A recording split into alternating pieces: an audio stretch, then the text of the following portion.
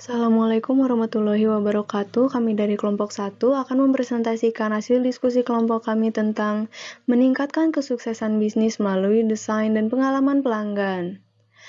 Oke, jadi kelompok kami terdiri dari Dia Ziana, Indira Arianti, Revalina Nofrida, dan Maifa Sasikirana.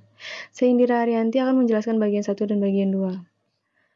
Oke, jadi kita di sini akan bahas tentang pengalaman pengguna atau yang biasa disebut UX. Jadi UX ini seputar bagaimana pengguna berinteraksi dengan produk atau layanan, mulai dari antar muka sampai perasaan mereka.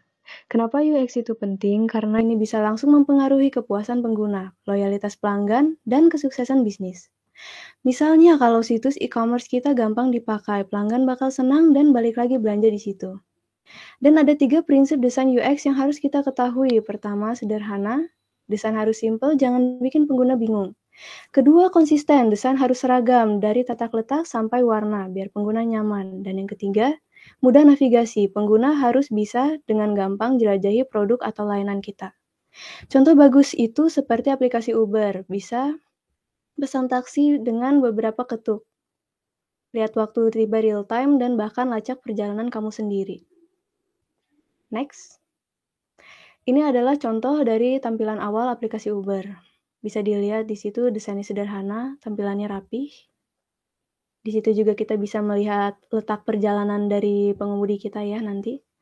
Oke, selanjutnya kita akan membahas tentang branding dan identitas visual.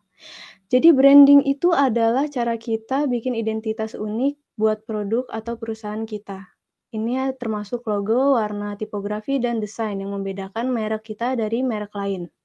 Misalnya, logo itu adalah wajah merek kita, lalu warna yang kita pilih bisa memberikan identitas yang kuat, contohnya warna biru yang sering dikaitkan dengan kepercayaan dan profesionalisme.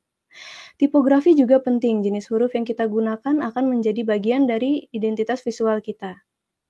Dan jangan lupakan gaya desain, termasuk pola, gambar, dan gaya grafis. Contoh nyatanya yaitu Apple dengan logo Apple yang simpel dan desain minimalis mereka. Semua itu menciptakan kesan kesederhanaan, inovasi, dan kualitas tinggi yang sudah melekat pada Apple selama bertahun-tahun.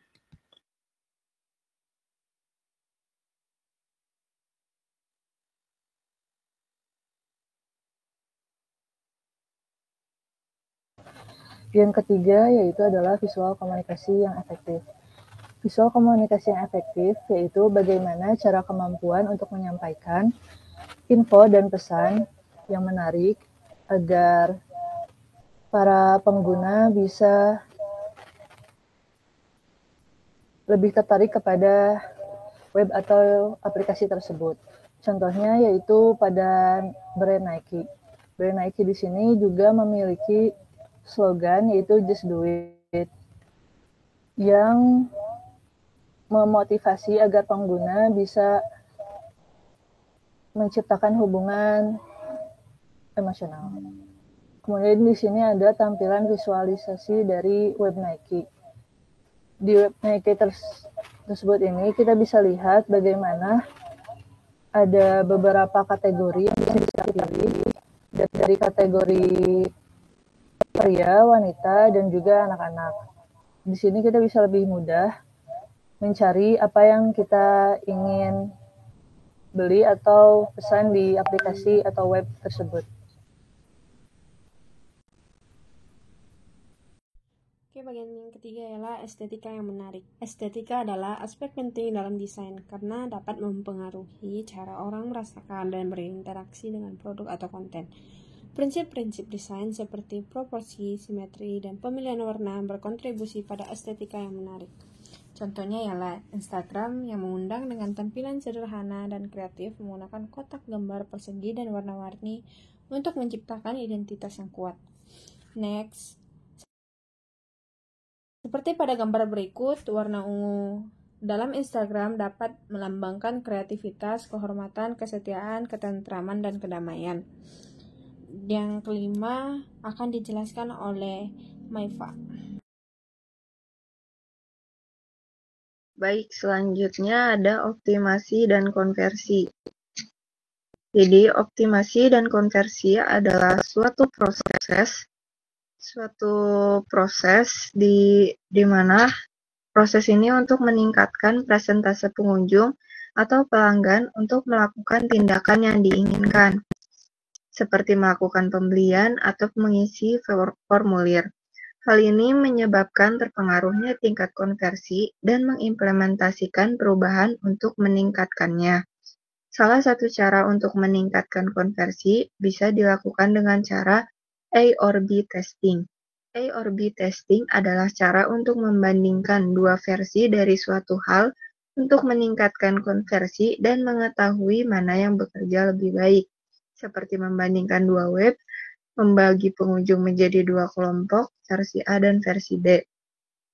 Contoh perusahaan yang menggunakan peningkatkan konversi adalah Amazon. Amazon di sini menunjukkan bagaimana mereka mengoptimalkan konversi dengan strategi konten yang informatif, yaitu dengan deskripsi produk, ulasan pelanggan, dan rekomendasi produk yang berbasis data. Next.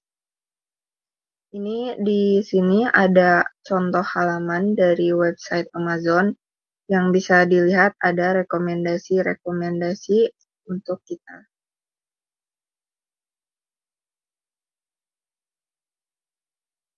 Baik, mungkin itu saja yang dapat kami sampaikan. Mohon maaf bila ada kesalahan. Wassalamualaikum warahmatullahi wabarakatuh.